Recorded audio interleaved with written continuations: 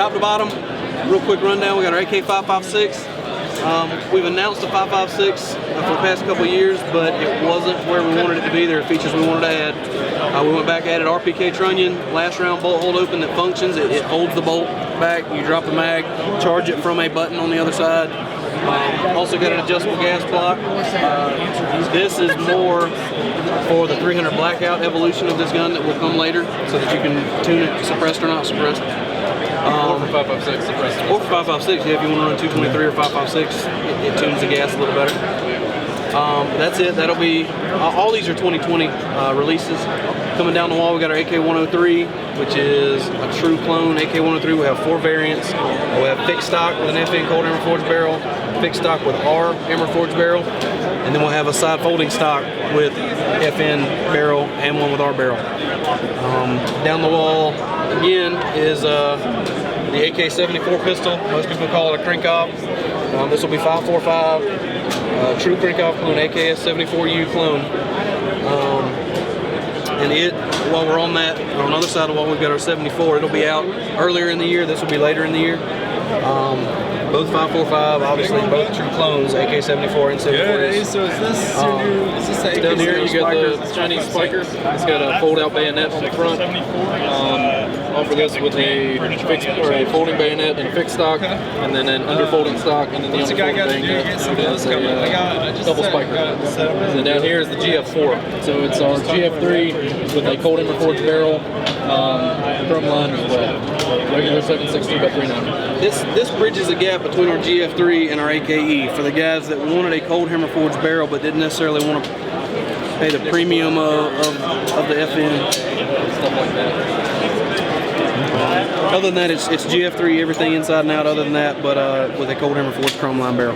So these are our new PSA 9, we're calling them the Dagger. Standard, run-of-the-mill, poly lower. It's going to be made completely in-house, all parts made in the USA. Take your standard Glock 19 or 17 magazines, and all Gen 3 parts inside. They're going to be starting at about $299 for our base model. We're also going to be coming out with a little bit more tricked out packages, suppressor ready, threaded barrel, raised sights, RMR ready. So we're going to offer a couple different packages for these, and they should be coming about the next 2 or 3 months or so. Nice. So these are going to be our brand new off-the-line pistols made completely in-house. That's great.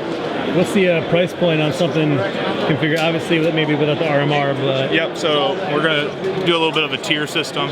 So the base model is going to be about $299, and the upgrade is going to be $599, and then we're also going to have a custom series, and our sister company, Lead Star, is going to be doing their own kind of tricked out race guns, extended mag wells, extended magazines, all kinds of stuff. So it pretty much started at $299, about $500, and then going up from there. The JAKL, this is our monolithic AR lower, really cool gun. It's a piston, it's a long stroke piston system, captured recoil spring, 7.5-inch barrel, 300 blackout.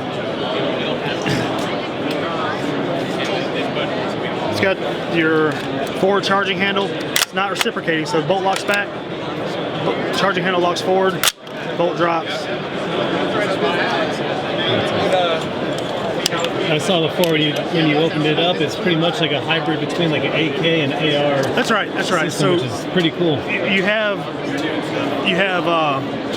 guns that are known for certain features, right? The AK is known to be super reliable, no matter what kind of dirt or trash you put in it. It has a lot to do with that long stroke piston system. I wanted that reliability in this gun, so instead of trying to design something new, you go with what you know works. We know that system works. We know the AR system of locking lugs and barrel extension. We know all that works. So we held on to that feature. So your bolt, it's not the same as an AR, but it's got the same feature. So it's got the same locking lugs, and the barrel extension is the same. That's awesome. Very nice. It'll be sold originally with a triangle side folder, but it is just a pick rail attachment. So any of your industry available stocks and braces will fit on it. So if somebody wanted to do an SBR version, you can get it a stock for it. Okay. And caliber options, 223. Yep, so 300 blackout for initial release. We'll do a 7.5 inch 300 black. The second version of this will be a 10.5 inch 5.56. Okay. All right, so this is pistol length gas system, and you see the gas box protruding from the end of the rail. The 10.5 inch 5.56, the rail will be extended to carbine length, and you'll have the same amount of reveal in the gas block. It'll just be slightly longer. Nice. That's awesome. Super excited for that one. Yeah, we're very excited about it. Very cool. This is the PSA 5. It's a gun we've been working on for a little while now. Nice. We have a release date for Christmas of this year. Wow. To get these guys out. Okay. It's got the Magpul grip frame.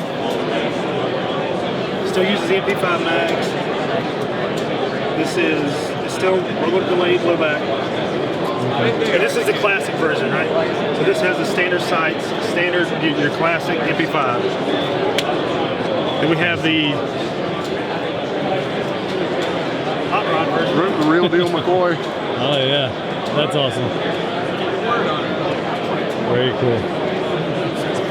Do you guys have like a rough price point for these when they come out?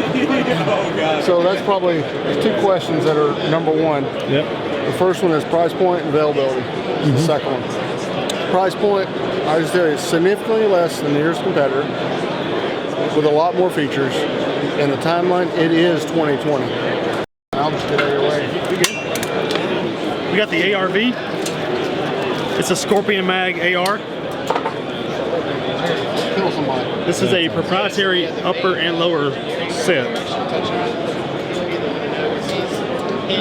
Mag release, it's a paddle style release, but we move the geometry forward so that you still can release the magazine with your strong hand. So you don't lose that muscle memory, you can get your reloads. This will be released in 8.5, 10.5, and 16 inch versions. Okay. That's excellent. It's got last round bolt hole open. Oh, nice.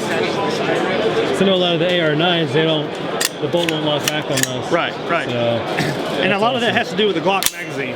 Okay. Right? So the feature on the Glock mag that engages your bolt hold open is in the very front.